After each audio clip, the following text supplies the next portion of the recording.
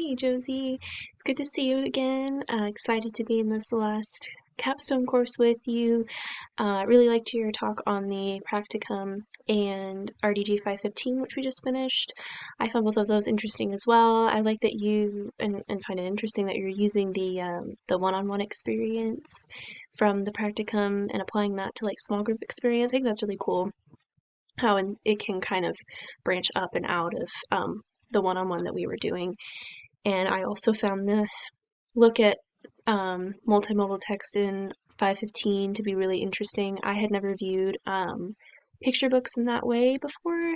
I mean, I knew that I liked them and they were really meaningful, but to actually see just how much meaning and intentionality there is in those really stuck out to me as well. So I resonate with that as well. And I love that you pointed out the instructors we've had.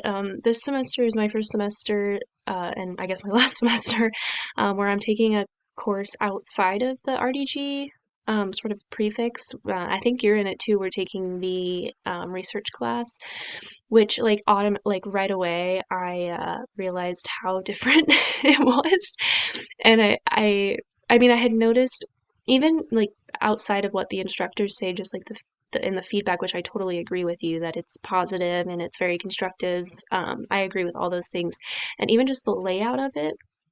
It's like when I first looked at our research course, I just like realized how different the RDG courses have been, and how much I feel like it just is more set up for students to feel less overwhelmed and all that kind of thing. So I feel like I'm seeing the things that we've learned throughout the course almost like applied right now. So I think that's really cool. It's like really meta.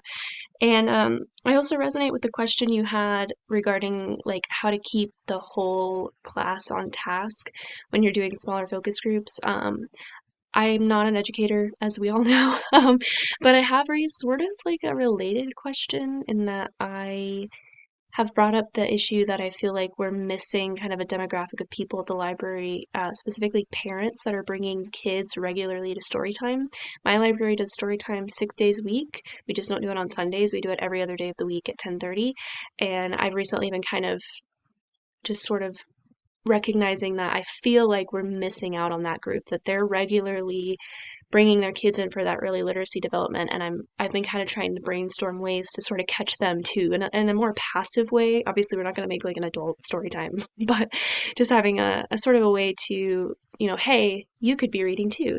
We can have sort of more of an adult literacy mindset in a passive sense for these parents that are regularly coming in and they're giving it to their children. So that's something I'm thinking about too, and hopefully we can brainstorm good ideas out of what we've learned here and beyond.